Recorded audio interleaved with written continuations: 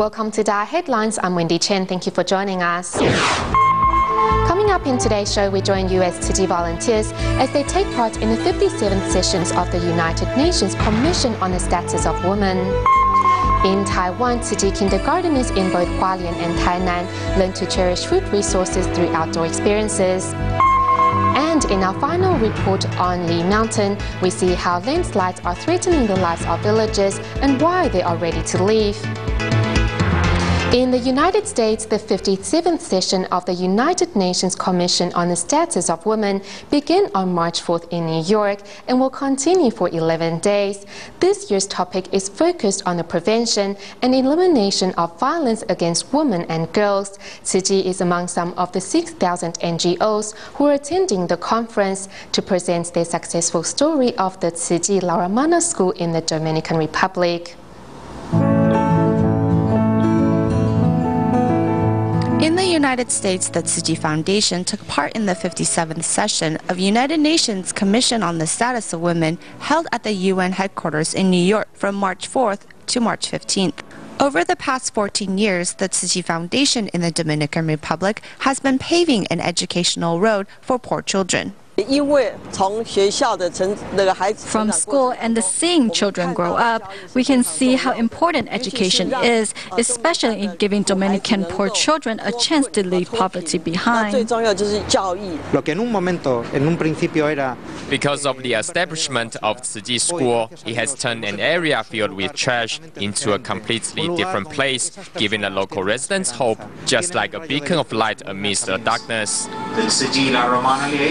On the first day of the seminar, Jose Villane, a Dominican volunteer, shares with everyone how the Tzu Chi Foundation entered the lives of the poor residents in La Romana, located on the east coast of the Dominican Republic. After Hurricane Georges in 1998, a group of Taiwanese entrepreneurs arrived at this trash dump in La Romana.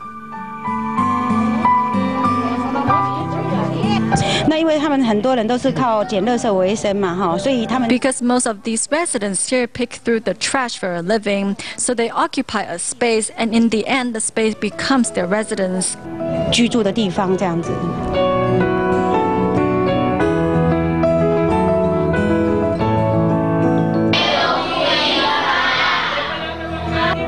Tzu Chi volunteers from the United States and Taiwanese entrepreneurs in the Dominican Republic knew they had to help transform the trash dump into something else.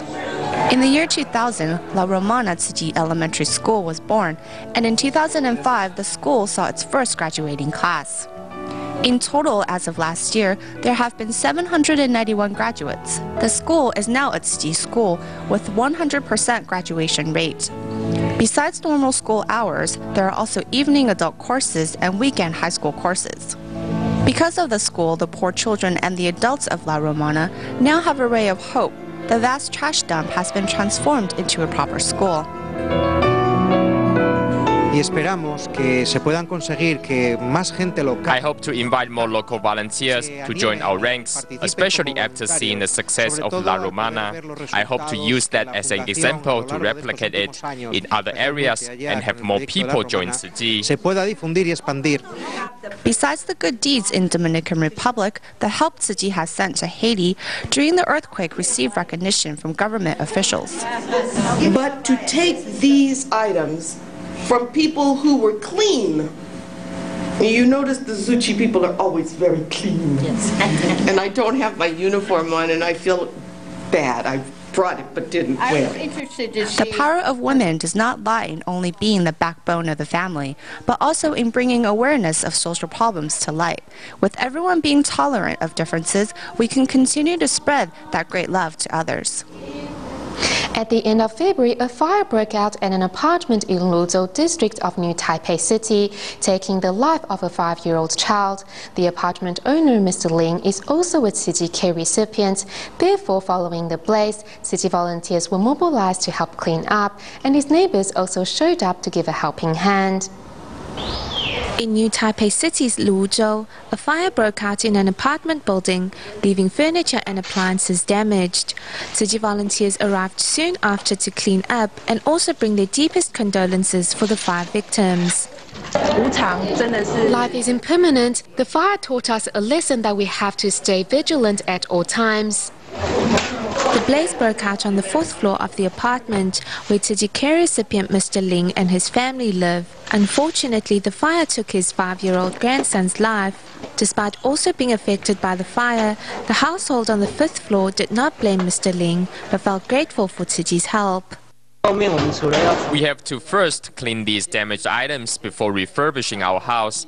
Thanks to the help of the Tzu Chi volunteers, we can speed up the rebuilding progress. Besides some 80 Tzu Chi volunteers, neighbors also joined to help out. They formed a line to pass the damaged items onto a garbage truck, and within one day, the cleaning was finished. Despite being drenching with sweat, the volunteers were content. I have retired, so if the society needs me, I will try my best to help out. Thanks to the Tzu Chi brothers and sisters, the apartment has been cleaned up. We thought we couldn't complete it before sunset, but it seems we are ahead of schedule. To the borough head, the neighborhood head, my landlord and neighbors, thank you for your forgiveness and care. Showing their support for the fire victims, volunteers and neighbors all showed up to help. The affected household not only chose to forgive, but also vowed to join in further volunteer work.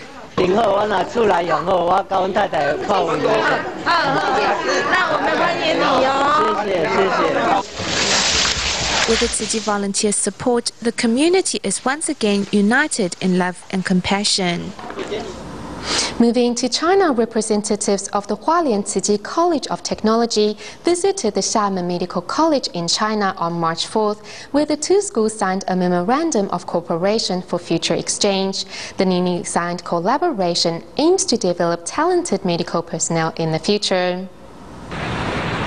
Under the leadership of Principal Luo, teachers and students of the Tzu Chi College of Technology paid a visit to the Xiamen Medical School here in China. Under the witness of staff and students, the two schools signed a memorandum of cooperation, making it the third school in China to sign such an agreement with the Tzu Chi College of Technology. Before the Xiamen Medical College signed the memorandum for cooperation, two of their teachers visited the Tzu Chi College of Technology and were most impressed by Tzu Chi's humanitarianism. Putting on an indigenous dance and sign language performance, music brings the students closer together as they discuss campus life in the two countries. They told us about their life on campus, and I really admire them. The Tzu Chi College of Technology is so different from our school. Each time I hear their sharing, I feel like my heart has been cleansed. I can let go of a lot of worries. Tzu Chi truly uses their great love to inspire more people. By eliminating boundaries in education and combining knowledge and humanitarianism, the two schools hope to nurture more talented students in the future.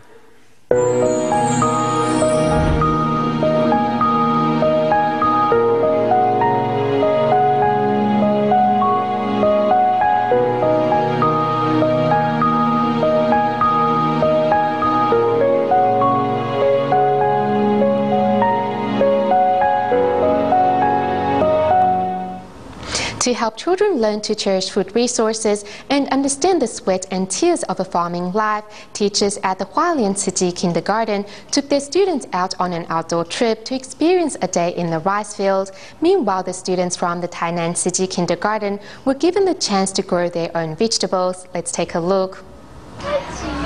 With the sun shining overhead, students from the Tainan Tzu Chi Kindergarten are following their teacher in the search of vegetables ready for harvest.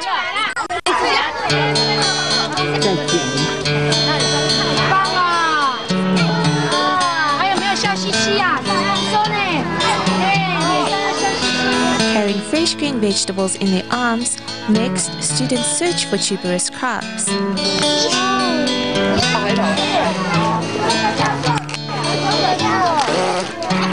Although their faces are covered in dust and they used all their might to harvest the vegetables from the ground, this experience has had a profound impact on their hearts.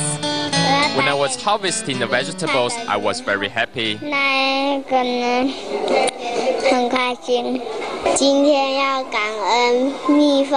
want to thank the bees, the little bugs, and butterflies for making our vegetables grow so nicely. Students now understand that a good harvest doesn't come without hard work. Preparing simple dishes with their harvest, from the students' faces, one can tell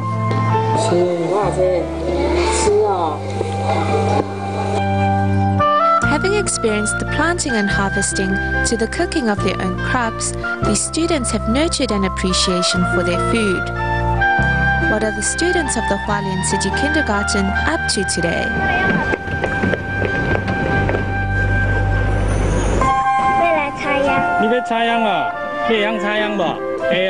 Blessed with good weather, students of the Hualien City Kindergarten are having a go at planting rice seedlings.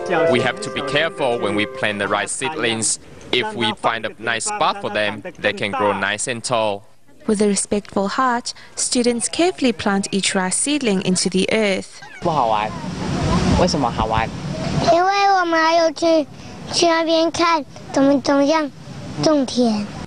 From the classroom to the outdoors, with small seedlings in hand, teachers assist students as they plant the rice seedling into the earth. Nowadays, children don't eat rice so much as they don't like it that much. Hopefully, through this time, the children can come to know that each grain of rice doesn't come easy. We want them to nurture a grateful and appreciative heart. As students plant each seedling into the earth, a seed of compassion has also been planted in their hearts, and it is hoped that one day this compassion will blossom into great love. In Thailand, the Chiang Mai Tzu School held a graduation ceremony where 110 graduates served tea to their parents as a way to express their gratitude. Teachers and students also put on the musical rendition of the Sutra of Profound Gratitude to Parents to remind the graduates the importance of filial piety. Honorably serving tea to parents are the graduates of the Chiang Mai Tzu School in Thailand, where they learn not only their own tradition, but also the Chinese culture.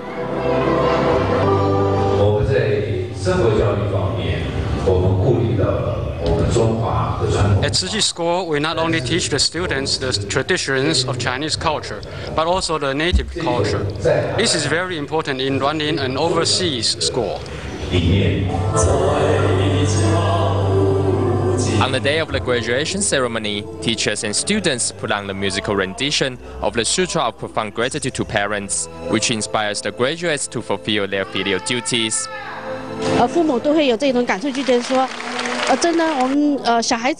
Parents can truly feel their children's gratitude on this day. When my child said thank you to me, I was really moved, and I feel all the effort I put in has been worthwhile. At the evening function, students and teachers reflect on the times they have shared in the past years. Later, teachers and volunteers present their heartfelt blessings, wishing the graduates all a promising future. The 2013 Taiwan Lantern Festival is held in Hsinchu this year and recruited volunteers from schools, businesses and Tzu Chi to join in to help keep the festival grounds clean. Volunteers range from 16-year-old students to an 83-year-old retired teacher, with all united in the goal of promoting environmental concepts to festival goers. Taiwan's 2013 Lantern Festival was moved to Hsinchu, where besides the influx of people, there is also an added amount of trash in the area. For many, the success of the festival lay in convincing fairgoers to put trash in bins and sort recyclables. Hsinchu County thanks the 8,000 recycling volunteers that helps out during the event, which includes students, community residents, and working professionals. Everyone is united in spreading the message of environmentalism. A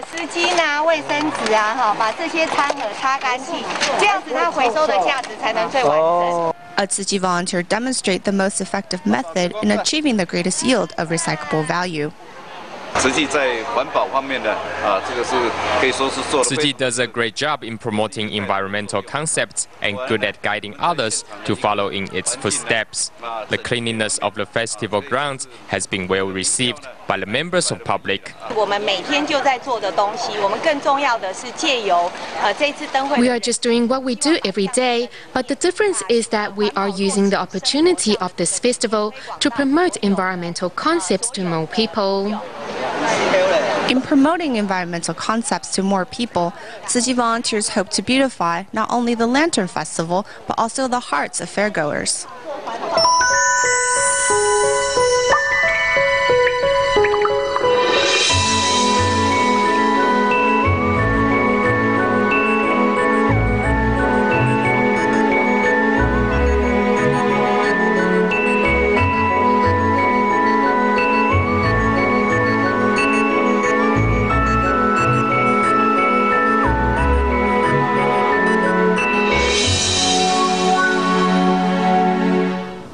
In our final report on the changing faces of Mount Lee, we visit two villages of the Taiya tribe that record one of the highest rates of landslides in the area. Faced with an environment that becomes deadly with every heavy rain or typhoon, tribe members from both of the villages are ready to move to safer places, even if it means leaving behind their ancestral homes. Here's more.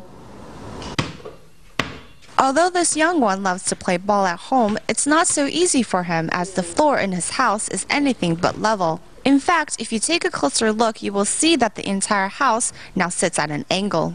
In the last few years, every time we get heavy rains or typhoons, the volume of the water that starts to flow down from the hill behind us becomes huge. This is a continual worry for all the residents here at DaAi Village, as the land has been sliding downward at a rate of 42 centimeters a year, affecting every structure or home along the way. This collapsed wall was the result of last week's rain, while the concrete sidewalk in front of the house is a spiderweb of cracks.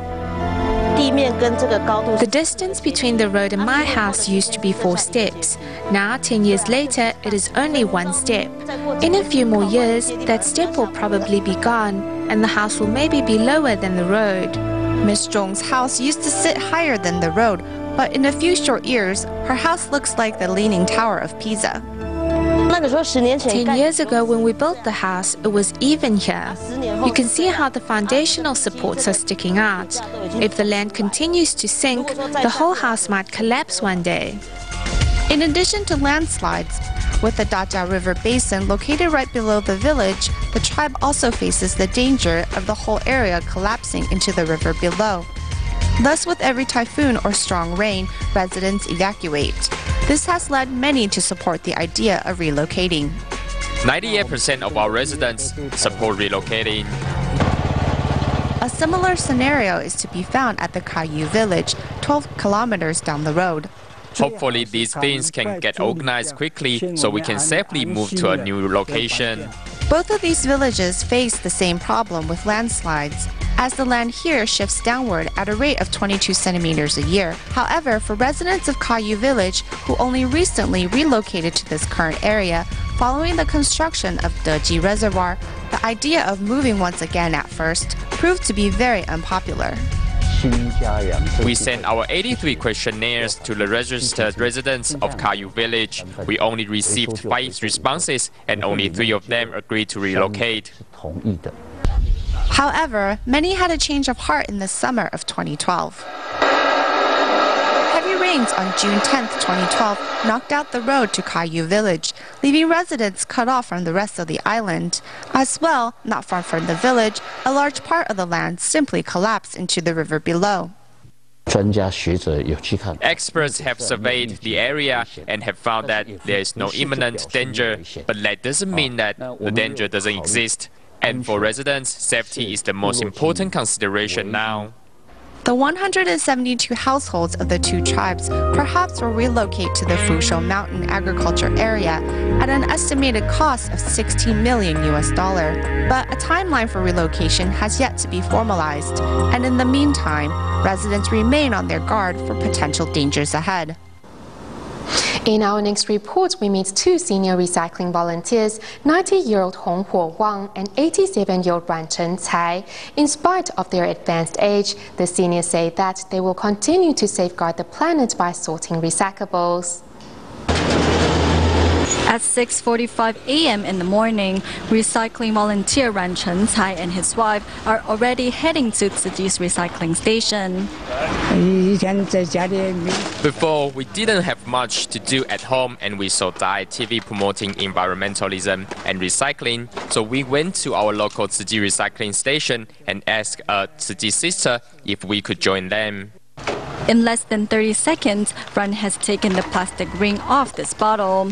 What is his secret? In the past, Ran would use a pair of scissors to cut off the plastic rings. Since it wasn't efficient enough, he came up with this new tool.